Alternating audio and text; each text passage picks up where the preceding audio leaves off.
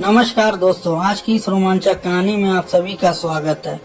मैं अंशु कुमारी 22 साल की और कॉलेज में पढ़ाई कर रही हूँ। हमेशा अपने जीवन को थोड़ा रोमांचक और नए अनुभवों से भरपूर रखना पसंद करती हूँ। मेरी जिंदगी में हमेशा कुछ न कुछ नया होता रहता है, लेकिन पिछले कुछ महीनों से मेरे दिल में एक अजीब सा एहसास था जो मैं खुद भी पूरी तरह समझ नहीं पा रही थी।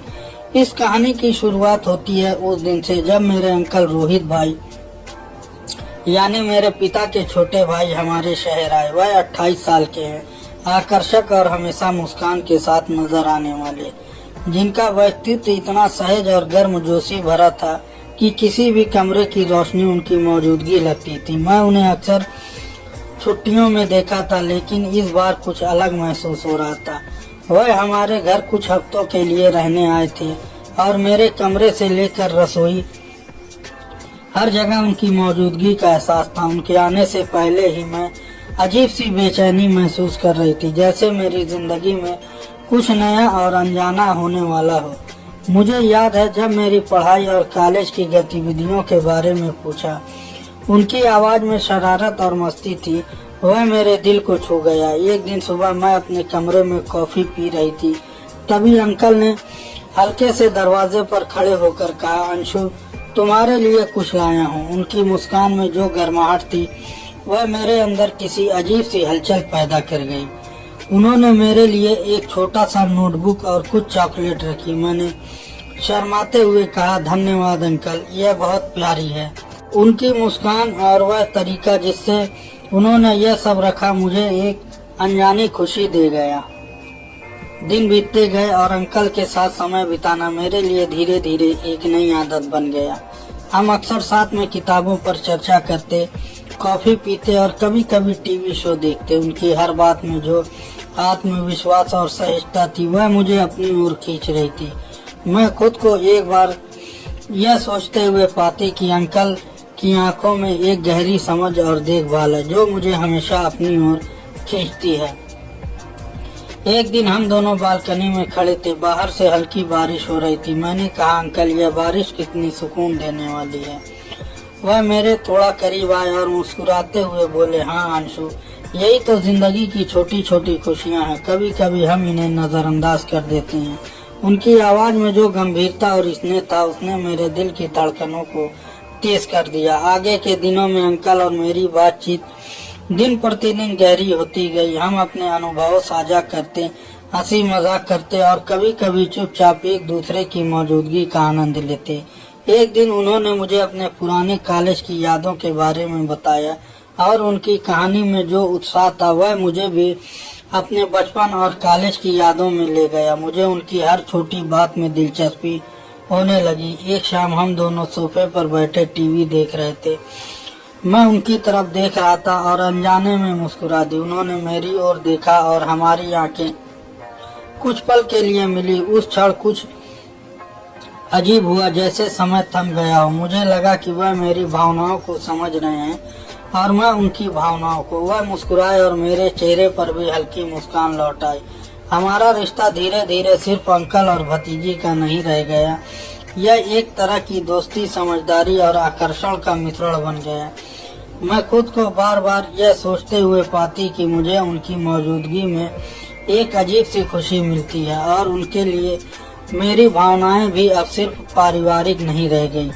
फिर एक दिन अंकल ने मुझे बीच पर घुमाने के लिए बुलाया। हम दोनों वहां टहलते हुए बात कर रहे थे और अचानक बारिश शुरू हो गई। हम दोनों एक दूसरे को देखते हुए हंस रहे थे। उनकी बाहों का सहारा मेरे लिए आश्रय बन गया और मैं महसूस कर रही थी कि मेरा दिल उनके करीब होना चाहता था। वह भी मेरी ओर देख रहे थे और उनके चेहरे पर जो नरमी और अपनापन था उसने मेरे दिल की सारी दीवारें तोड़ दी। उस रात जब हम घर लौटे तो मेरे मन में एक अजीब सी बेचैनी और रोमांच का मिश्रण था। मैं जानती थी कि यह आकर्षण सिर्फ मेरी कल्पना नहीं है, बल्कि अंकल भी शायद इसे महसूस कर रहे हैं। हमारी बातचीत अब सिर्फ हल्की हंसी या कहानी तक सीमित नहीं रही। छोटे छोटे संकेत, नजरों का मिलन और हमारे बीच की अनकही बातें, सब कुछ इस आकर्षण को और गहरा बना रही थी। अगले कुछ दिनों में हमारी सुबह की काफी, शाम का टहलना और कभी कभी किताबों पर चर्चा, सब कुछ एक नए अनुभव का हिस्सा बन गई। मुझे पता है कि मैं अपनी भावनाओं को नियंत्रित नहीं कर पा रही हूँ और शायद अंकल भी नहीं। कभी कभी हम बिना शब्द के ही एक दूसरे की भावनाओं को समझ लेते। एक दिन अंकल ने अचानक पूछा, अंशु तुम क्या कभी सोचती हो कि कुछ रिश्ते सिर्फ पारिवारिक नहीं होते बल्कि कुछ और गहरे भी हो सकते हैं। मैं थोड़ी देर के लिए चुप हो गई क्योंकि मेरे दिल ने जवाब दे दिया था लेकिन शब्दों ने नहीं। मैंने हल्की मुस्कान के साथ सर हिलाया और वह मेरी आंखों में झांक कर मुस्कुराए। उस पल मुझे एहसास हुआ कि अब हमारी कहानी केवल अंकल और भतीजी तक सीमित नहीं है, यह एक नए एहसास, नए रिश्ते की शुरुआत। फिर दिन बीतते गए और यह आकर्षण, यह भावनाएं अब मेरी जिंदगी का हिस्सा बन गई। मैं जानती थी कि यह रास्ता आसान नहीं होगा, लेकिन जो खुशी और उत्साह मुझे अंकल के साथ महसूस हो रही थी वह किसी भी चुनौती से बड़ा था। हमारे बीच की हर छोटी बातचीत, हर नजर, हर मुस्कान मुझे एहसास कराती कि हमारी कहानी अब शुरू हो चुकी है और इसका अगला भाग और भी रोमांचक होने वाला है। तो जैसे जैसे दिन बीत रहे थे अंकल और मेरे बीच की दूरी कम होती जा रही थी। हमारी बातें अब सामान्य हंसी मजाक या पढ़ाई तक सीमित नहीं रह गई, बल्कि उसमें एक नरमी और अपनेपन का एहसास भी जुड़ गया। मैं खुद को बार बार यह सोचते हुए पाती कि उनकी मौजूदगी में समय कैसे रुक जाता है और उनकी एक मुस्कान मेरे पूरे दिन को रोशन कर देती। वह अक्सर मेरे कमरे में आकर सिर्फ कुछ पल के लिए मुझसे बातें करते और उन पलों में मुझे अजीब सा रोमांस और सुकून दोनों महसूस होते। एक शाम हम दोनों कमरे में बैठे थे और बाहर हल्की बारिश हो रही थी। मैं उनकी तरफ देख रही थी और वह भी धीरे धीरे मेरे पास आए। उनकी मुस्कान में वह अपनापन था जो मुझे अंदर तक छू रहा था। उन्होंने कहा, अंशु तुम्हें लगता है कि हम सिर्फ अंकल और भतीजी हैं या कुछ और भी हो सकता है। उनकी यह बात सुनकर मेरा दिल तेजी से धड़कने लगा। मैं थोड़ी देर के लिए चुप रही और फिर धीरे से सर हिलाया। उनका हाथ मेरे हाथ के पास आकर रुक गया, लेकिन दोनों में कोई भी शब्द नहीं कह रहा था, सिर्फ हमारी नजरों ने सारी भावनाओं को व्यक्त किया। अगले कुछ दिनों में हमारा रिश्ता और भी करीब आने लगा। हम साथ में खाना खाते, किताबों पर चर्चा करते और कभी कभी बस चुप होकर चाप एक दूसरे की मौजूदगी का आनंद लेते। एक दिन अंकल ने मुझे पार्क में चलने के लिए बुलाया। वहां हमने घंटों बातें की, हंसते और छोटे छोटे खेल खेलते। जब हम दोनों झूले पर बैठे थे तो उन्होंने हल्के से मेरा हाथ पकड़ा। वह एक अचानक पल था, लेकिन मेरे दिल में जो हलचल हुई वो शब्दों में नहीं बता सकती। उस शाम के बाद हमारे बीच की नजदीकियां और गहरी हो गई। हम अक्सर एक दूसरे की भावनाओं को बिना कहे ही समझ लेते। कभी कभी उनकी एक छोटी मुस्कान, उनकी एक हल्की नजर दिल की सारी भावनाओं को व्यक्त कर देती। मैं खुद को बार बार यह सोचते हुए पाती कि मैं उनके बिना अधूरी हूँ और शायद वह भी ऐसा ही महसूस कर रहे थे। एक रात मैं और अंकल बालकनी में खड़े थे। चांदनी रात थी और हवा में एक हल्की ठंडक थी। उन्होंने धीरे से कहा, अंशु कभी कभी लगता है कि कुछ रिश्तों में सिर्फ परिवार नहीं बल्कि गहरी दोस्ती और अपनापन भी होता है। मैं उनकी ओर देखती रही। उन्होंने मेरा हाथ अपने हाथ में ले लिया। उस पल मुझे लगा कि हमारी दोस्ती अब नए स्तर पर पहुंच चुकी है और इसमें अब केवल अपनापन ही नहीं बल्कि आकर्षक और रोमांच भी शामिल हो गया है। कुछ हफ्तों में हमारे बीच की बातचीत और करीबियों का सिलसिला बढ़ता गया। हम अक्सर साथ में काफी पीते, पार्क में टहलते और कभी कभी बस चुपचाप एक दूसरे की मौजूदगी का आनंद लेते। उनकी हर छोटी बात, उनकी हर मुस्कान मेरे दिल में एक अलग तरह की खुशी पैदा कर रही थी। मैं जानती थी कि यह सिर्फ पारिवारिक संबंध नहीं है बल्कि कुछ और भी गहरा है। एक दिन अंकल ने मुझे अपने पुराने फोटो एल्बम दिखाए। हम दोनों उस एल्बम में अपनी अपनी यादों में खो गए। उनकी बातें सुनकर मैं खुद को हंसते हुए और रोते हुए पाती। वह मुझे धीरे धीरे अपने करीब खींचते और मैं उनके हाथों की गर्मी महसूस करती। उन पलों में हमारे बीच की दूरियां पूरी तरह खत्म हो गई थी। हमारे घर में एक छोटी पार्टी हुई।